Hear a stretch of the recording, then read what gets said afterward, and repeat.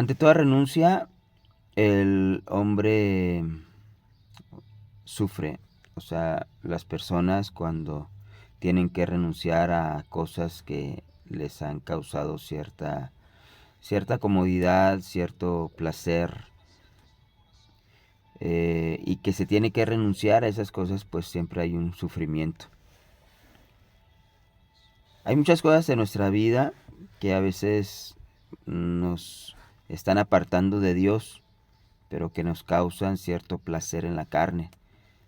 Y una de las cosas a las cuales el Señor nos va a llevar por medio de la fe es que nosotros tenemos que renunciar a muchas cosas con las cuales habíamos tal vez vivido mucho tiempo, actitudes pecaminosas, situaciones en nuestra vida que no son agradables delante de Dios. Y cuando nosotros reconocemos que esa acción, esa actitud, esa cosa que hemos tenido durante mucho tiempo, tenemos que renunciar, entonces trae un sufrimiento a nuestra carne. Enseñanza número 5 de la doctrina del pecado, en esta segunda parte. 1 Pedro 4.1 es el versículo base para esta enseñanza. El título: el padecimiento que vence el pecado. Puesto que Cristo ha padecido por nosotros en la carne, vosotros también armaos del mismo pensamiento, pues quien ha padecido en la carne terminó con el pecado. Lo que el Señor quiere de nosotros en relación al pecado es de que nosotros tengamos una determinación firme en contra del pecado, o sea, terminar con el pecado. Terminar con el pecado es terminar con ese camino errado en el cual íbamos caminando y retomar el camino de la vida. Terminar con el pecado es ya haber dado una determinación firme de que el pecado ya no va a imperar en nuestra vida, ya no va a gobernar nuestras vidas. Recordemos que el pecado no solamente son pecados específicos, sino que el pecado en el sentido más general o más amplio es, es estar desenfocados, estar distraídos de las cosas de Dios para enfocarnos en las cosas del mundo, a las cosas de la carne. El pecado es andar en un camino completamente egoísta, un camino completamente terrenal y embotado en nuestros sentidos. Por eso dice que el terminar con nuestro pecado no es tanto que no lleguemos a pecar bajo ciertas circunstancias, sino que tenemos que reenfocarnos en el camino de la perfección, en el camino que nos lleva a la vida, en el camino que nos lleva a la madurez espiritual.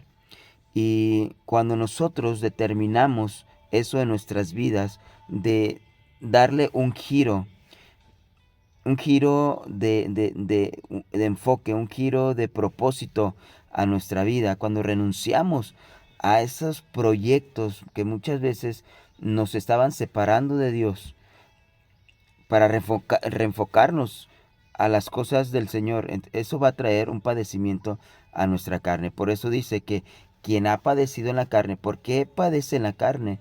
Porque la carne sufre cuando renunciamos a las cosas que nos agradan. Entonces, cuando ya una persona está padeciendo esa renuncia, ha terminado con el pecado, ha terminado con la distracción, ha terminado con el desvío para reenfocarnos a las cosas del Señor.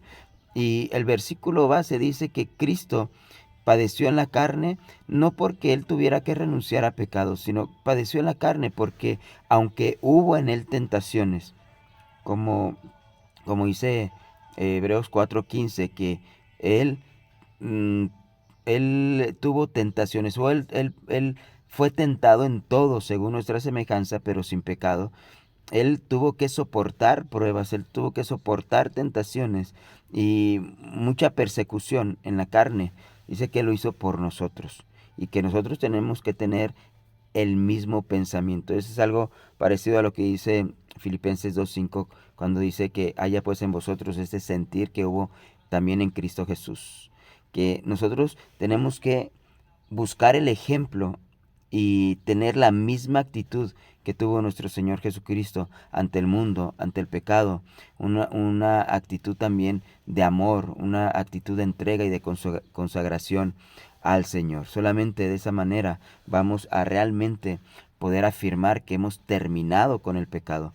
Romanos 8:7 dice, por cuanto los designios de la carne son en enemistad contra Dios, porque no se sujetan a la ley de Dios, ni tampoco pueden. La carne nunca va a querer ni va a poder sujetarse a la voluntad divina. La carne ya está, digamos que, contaminada, la carne siempre va a ser así, la carne siempre nos va a tratar de impulsar a hacer lo contrario a lo que el Señor quiere para nosotros. Los designios, los impulsos de la carne son enemistad. Los que viven bajo los impulsos de la carne, los que viven satisfaciendo la carne, se constituyen enemigos de Dios porque aman este mundo.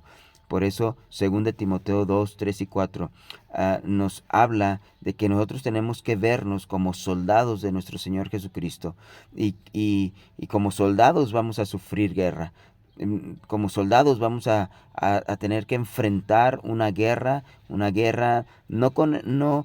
es una guerra externa, es una guerra interna, y esa guerra interna de estar batallando con la carne, estar renunciando, estar negándonos a nosotros mismos, va a traer un sufrimiento. Este versículo dice, tú pues sufre penalidades como buen soldado de Jesucristo. Ninguno que milita se enreda en los negocios de la vida a fin de agradar a aquel que lo tomó por soldado.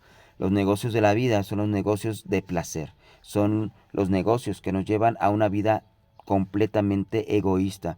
Un soldado de Jesucristo ha renunciado a una vida mundana para dedicarla completamente a tener una vida que agrade al Señor, porque Él nos ha reclutado, porque Él quiere que pertenezcamos a ese ejército que el Señor está levantando para poder hacer sus últimas operaciones aquí en la tierra. Santiago 1:12 dice, bienaventurado el varón que soporta la tentación, porque cuando haya resistido la prueba, recibirá la corona de vida que Dios ha prometido a los que le aman. ¿Quiénes son los que le aman? Los que han soportado la tentación, los que han vencido, los que han resistido la prueba, los que han renunciado completamente al pecado, y dice que esa persona es un bienaventurado porque recibirá la corona de vida. Y eso es a lo que tenemos que aspirar nosotros, aspirar a tener una gran recompensa que el Señor quiere dar a todos aquellos que le aman, a todos aquellos que han terminado con el pecado en su vida y se han reenfocado completamente al Señor y a su obra para buscar lo eterno. Amén.